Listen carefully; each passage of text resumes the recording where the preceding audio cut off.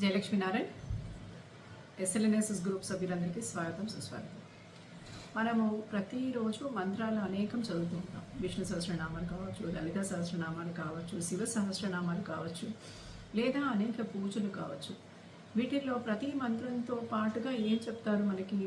మంత్రంతో పాటు ఋషి, దేవత, ఛందస్సు, స్వరము ఇలాంటివన్నీ చెప్తూ ఉంటారు.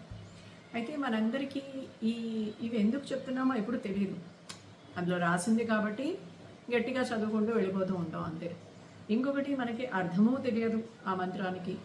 ఇది ఎవరు కనుక్కున్నారు, ఏ ఋషి కనుక్కున్నాడు అనేదాన్ని కొన్ని అన్నా కూడా దీంట్లో ఏంటి అని అంటే కనుక పరమాత్మ ఎప్పుడైతే వేదాలని మనకి తెలియజేశాడో ఆ వేదాలని తెలియజేసినప్పటి నుంచి ఏంటి అని అంటే కనుక వాటిని కొంతమంది ఋషులు కనుక్కొని మనకి నిరుక్తంలో, నిఘంటువుల్లో, ఛందస్సులో వాటి యొక్క రూపాన్ని, స్వరూపాన్ని సవివరంగా తెలియజేయడానికి ప్రయత్నం చేశారు.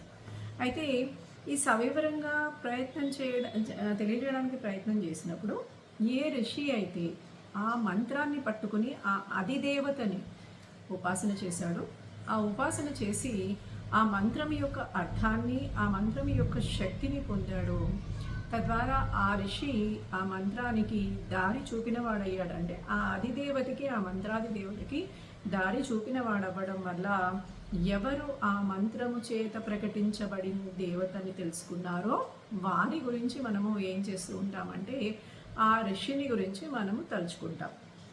తర్వాత అతడి అనుగ్రహం మన మీద పడి ఏ దేవత అయితే ఆయన మనం ఆరాధన చేస్తున్నామో, ఏ మంత్రమునైతే సాధన చేస్తున్నామో అతని అనుగ్రహం ద్వారా కూడా మనకి ఆ సాధనా ఫలం లభించాలి అని చెప్పి మనం ఋషుల్ని ఎప్పుడూ కూడా ధ్యానం చేస్తూ ఉంటాం.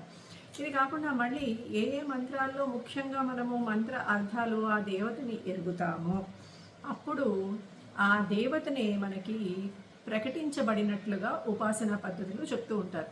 ఏంటి అంటే మీకు సిద్ధించింది అంటూ ఉంటారు. ఎలా సిద్ధించింది అంటే కనుక ఈ ఋషుల యొక్క అనుగ్రహము, గురువుల యొక్క అనుగ్రహము, దేవత యొక్క అనుగ్రహము లభించడం వల్ల మనకి ఆ మంత్రం యొక్క సిద్ధి ఫలము లభిస్తుంది. తద్వారా ఆ మంత్రాది దేవతను చూడడం జరుగుతుంది. ఏ మంత్రమైనా మనము శ్రవణము చేసినా, వేదాధ్యయనము తెలుసుకున్నా, దాని గురించి జ్ఞానాన్ని పొందకుండా ఆ మంత్రాన్ని సాధన చేసినా కూడా అది నిష్ఫలం అవుతుందిట. అందుకని మనం చేయాల్సిన ప్రతి మంత్రాన్ని యొక్క సాధన, దాని యొక్క క్రమబద్ధము, దానికి సంబంధించిన పద్ధతులు తెలుసుకోవాల్సిన అవసరం ఉంటుంది.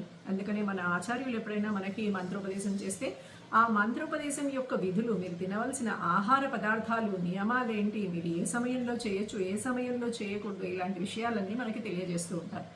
ఎందుకు తెలియజేస్తూ ఉంటారనంటే కనుక మీరు త్వరగా భగవత్ శక్తికి అధీనం అవ్వాలి, ఆ భగవత్ శక్తి మీకు ఆకర్షితం అవ్వాలి, తద్వారా మీరు జీవితంలో సాఫల్యం పొంది భగవంతుడినే పొందాలి, ఆ పరమాత్మని పొందాలి అని చెప్పి జరిగే సాధనా క్రమంలో ఇవన్నీ భాగంగా మన ఋషులు మనకి ఎంతో ఉపకారం చేశారు.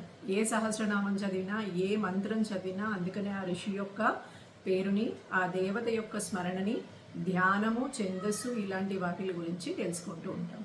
మళ్ళీ కొత్త విషయాలతోటి కలుద్దాం. జయలక్ష్మి.